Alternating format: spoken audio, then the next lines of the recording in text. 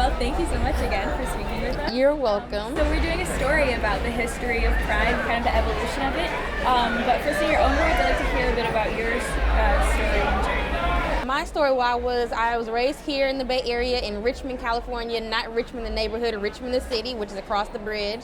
And I actually came out in 2005 or somewhere around about when I was living in Southern California.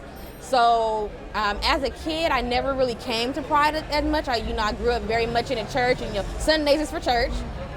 So I never really came out to Pride back then. And also, when I was growing up, I graduated high school in '97, so Pride wasn't what it is now by the time I graduated high school. But I never really came out to Pride during those times. I came out while I was in college. I actually came to the San Francisco Pride Board. I was actually one of the honorees last year in the 2018 festival. I was honored as the Heritage of Pride Creativity honoree. And the board liked so much about what I was doing in the community, not even just outside of creativity, but just a lot of activist work, and asked me to check out the board and if I wanted to be involved, and so that's what I did. I was elected to the board last September, I believe was when our AGM is. And so this is my first full year on the board, and it is a wild ride, my first Pride as a board member, and this is an amazing experience. Exciting. When did you attend your first Pride? My first Pride ever? Oh gosh, my first Pride ever would have been Long Beach Pride in around 2006.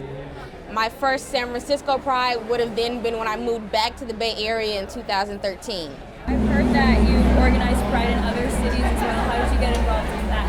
Well, let's see. I wasn't necessarily on the board in other cities, but I did work closely with some of the organizers at Long Beach Pride. I've worked closely with some of the organizers for smaller, not necessarily city prides, but I'm close with the Black Pride folks out in Los Angeles as well, and other smaller events. I did with the first annual Dyke March after party in Long Beach. I lived in Long Beach a long time, so I've done a lot of gay stuff in Long Beach. My parents are from Long Beach. Oh, well then there you go. So I work in a lot of different organizations at this point. I'm on the board also for the Richmond Rainbow Pride. We just celebrated our 5th year anniversary in the city of Richmond. This year I'll be working with Solano County Pride. I do a lot of Pride stuff in a lot of places. Yeah, that's awesome. This is your first year in San Francisco Pride. So what's the difference between working with those and San Francisco Pride specifically? San Francisco Pride, of course, it is one of the oldest. We're celebrating the 50th year of Stonewall this year. Next year will be San Francisco Pride's 50. So this is our 49th year. San Francisco Pride is one of the largest in the world, so that automatically makes it a little bit different. A lot of the other prides, we're starting to try and do what San Francisco has already been able to build up. So when it comes to San Francisco, you're dealing with a lot more moving parts, you're dealing with a lot more people, more stages, more outside events. One thing that someone asked me the other day, tell us about all the events that San Francisco Pride is putting on. We put on one event. We put on the festival. But, we support all of the outside events like the Dyke March, the Trans March. There are several organizations that do brunches in honor of Pride. For instance, today we actually did the Pink Triangle, which is an installation that is done in Twin Peaks, and it actually commemorates the LGBTQ folks who were in Germany during the Nazi regime, and they had to actually wear pink triangles to denote that they were the LGBTQ. So every year there's a huge pink triangle that's installed in Twin Peaks, and every year the Pride Board is a part of that. So there's a lot of moving parts that we are a part of, and I honestly, before I got on the board, I don't even think I understood all of it. But now that I see all the work that goes in, it's a lot, and so it's exciting to see it all come together for this one weekend. Yeah, for sure. So how did the board decide on the theme Generations of Resistance? So the board actually is on what we're calling a 3-year theme, which means that I wasn't here. Now, normally what happens, though, is that the board comes up with a slate of themes and they actually put it before the membership. So a lot of people don't know that San Francisco Pride is actually a membership-based organization.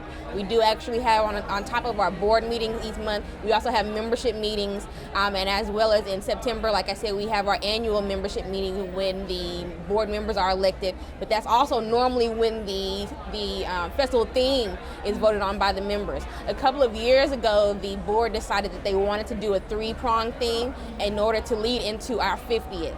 So last year was Generations of Strength.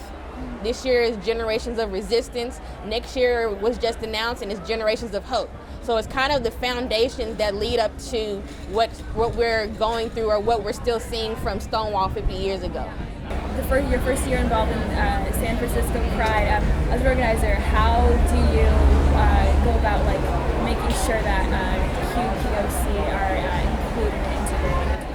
Well, as a board, we really wanted to be intentional about making sure that QTPOC folks were visible, whether that was in our performers on our stages, and of course we do have different diverse stages. So we have the Soul of Pride stage, we have the Latinx stage, we have the Homo Hip Hop stage. So we do have various stages, but we wanted to make sure that not just on those stages, but also on our main stage, that we had a diverse slate of talent. But we also wanted to make sure that our honorees represented all the different intersectional identities that are, under the rainbow.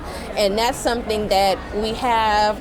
And I'm not going to say numbers because I don't know the numbers, but we do have a pretty diverse board, and we're still working on getting more folks on the board who are QPOC to make sure that we're keeping that focus. A lot of times when folks see more major pride, they automatically think that the general identity is cis-het white folks. And that's something that as a board we're really working on, even going forward, getting even more intentional on making sure our board keeps that focus, because our board members term out every 3 years.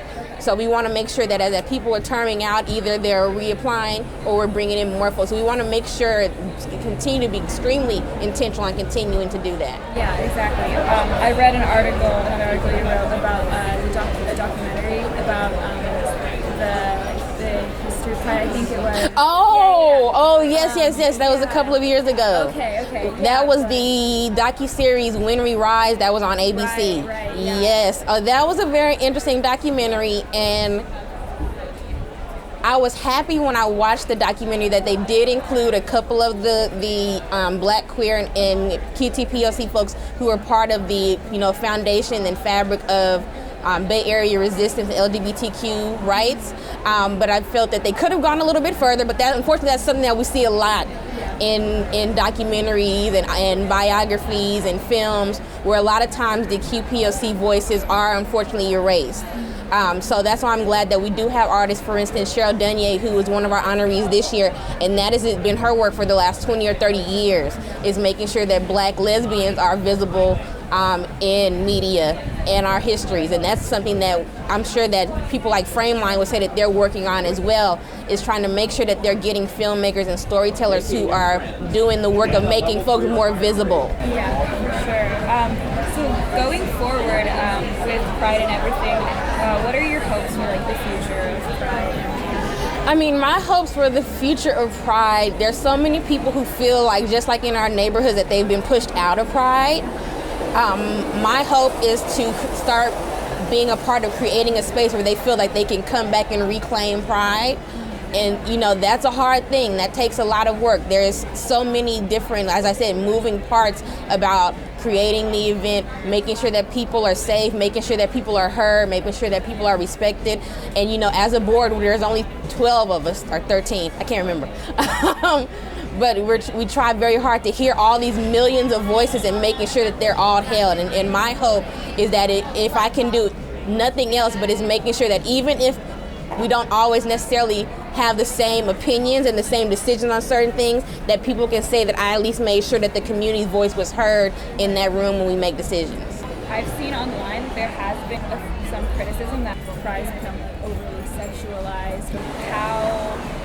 What are your thoughts on that? My personal opinion on people who think that Pride is over-sexualized, usually it's people who really want to actually mute ideas and views and identities of LGBTQ people. People who think that Pride is overly sexualized, they just don't want to see LGBTQ sexuality. Now, there is the component that I myself am a very sex-positive person. I believe in actually having conversations around sexuality and all that good stuff. But I also think that the only people I've ever heard say things like that, I don't want to see them out. People are not, I shouldn't say that. I have seen some butt naked people. But But usually people who are complaining about it are people who also have just a problem in general with LGBTQ identity. And that's one of the things that we're trying to overcome. When people are walking around being free and being liberated, that's what we're trying to do. We want people to feel free and liberated. And we want to liberate those folks who are having a problem with it as well. So the best way to do that is to be visible. Well, I spoke to Fred Sargent yesterday. He was involved in the NYC Pride from like 1969, I believe, and everything. And I was asking him, like, as like a really early organizer, what are your thoughts on how it's become a house, especially like here's one of the biggest, and I told him I was going up thing, and he just thought it was so great, he loved it. But how do you think that like the original like Pride organizers, as well as people at Stonewall who were fighting for this, like how do you think they would feel like to see like the way that Pride has changed over time and the celebration part? That's a hard one. I read an article recently that said that Miss Major does not go to Pride. They asked her would she be going to the commemoration of Stonewall, and she said no. She said something to the effect, and I'm not quoting because I can't remember exactly what she said, but something to the effect of either I don't know what they're doing or they don't know what they're doing. I can't remember what it was. I think that there has been a little bit of an aspect of the resistance part that has been muted down. I won't say taken out of Pride. You know, we have our board resistance contingent. That's how we march in the SF Pride Parade. This is the 3rd year of the board resistance contingent. But I think that Pride, Stonewall was a riot. And it was started by, trans people of color, black trans people. And a lot of black trans people don't see themselves reflected in Pride anymore. A lot of the aspect of actually being out in the streets to resist and to fight, you have some people who are out and who feel that, LGBTQ folks have made it and that Pride is a party, but there are folks who think that it's only a party, who don't actually hold on to the tradition or the history of the actual resistance that it was, who don't recognize that there are people who are still fighting, that there are people who are still dying, that there are people who still can't come to Pride. I was about to name a name and I can't. But there are people who still can't come to Pride, or at least tell people that they're coming to Pride, that sneak to Pride. Adult people who sneak out to Pride. And I think that part is a little bit gone. And I think that the original folks from Stonewall might be a little bit upset about that, but they might not be completely upset, because at the same time, one of our grand marshals today, Victor Cristosimo, was talking about how, this is his 40th year being out and he gets to be in a parade, and he realized that for him, that was liberation. So we haven't achieved complete liberation. We are still fighting, just like our forefathers and mothers at Stonewall. But we have to remember that we're not complete. We haven't been completely liberated. We still need to continue to fight, and I think that that's one thing that they might not be pleased with. Yeah, that makes sense. On a national legislative level, I know that as a nation we've made big steps in the legalization of same-sex marriage and everything. What do you think about how the current administration is trying to decriminalize homosexuality worldwide? Well, it's a hard question, because we know that the White House is trying to recriminalize, but there's so many legislatures on the federal and state levels who are trying to decriminalize. So that's kind of a hard question, because really, we just had Senator Harris behind us running for president. That's a push and pull that they are doing as a federal and state legislature. You have legislators who are out there trying to push back and trying to fight, but really it's going to take, of course, we're coming up into the 2020 election. It's really going to take us as a voting community actually seeing what's going on and actually voting to get a new administration, because the actual administration is trying to put us back into a space where we have to, again, really, really fight to stay out of prisons, really fight to keep our livelihoods, really fight to live. So Oh, that's a hard one because that's a big divide that's going on in politics right now. Do you think that if they're successful, though, that would be a win for the community? It would be.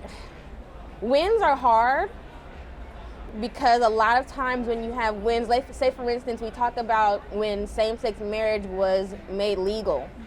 And you have people who believe that achieving same-sex marriage was like the last bastion in like liberation and that we are now free, because they are not acknowledging that there are still people, trans folks, people of color, who were not liberated by same-sex marriage passing. So saying that, will that be like a complete win? There's unfortunately no complete win. No one is free until we are all free. So unless there's something that's passed where every single person, every trans person, every black person, every POC person is completely liberated and not facing murder, not facing death, not facing jail, then we will have all won. Which we are a long way from all of that. Just a question I had. Paul Buttigieg is also in the running for president. Pete Buttigieg. Pete Buttigieg, Mm-hmm. that's right. Oh, I'm sorry, I mistyped it. Yeah. Do you think he has a chance? Do you think America is ready for that? I know you're just at the Kamala thing. That's another hard question because identity plays a part. I think that there are those that believe that America is ready for him because he is a cisgendered white man. And you have folks who, once again, are ignoring the people of color who would not necessarily win. And I'm thinking of the best, the nicest way to say all of these things. Because I'm not necessarily a fan for those reasons. Some of the things that I've seen, some of he himself stated that we should not have identity politics, which means that he doesn't necessarily believe in representative politics. But at the same time, the underlying message is vote for me because I'm gay. For me, it's very complicated. But people didn't think that America was ready for a black president either. People still don't think that America is ready for a black woman president. I wouldn't say that America is not ready for a gay president. I think that it's just a complicated issue because so many times cisgendered white men are set as the only visible members of the community, and a lot of times fail to actually recognize some of the very real issues that people of color face. That's good. Thank you. Thank you for sharing. No, no problem. Great. Those are all my questions. Is there anything else you'd like to add or you'd like to say? Oh, no. No, there's nothing else except for... No, there's nothing else to know. No? Okay. Well, thank you again. You're welcome. Yeah. Oh.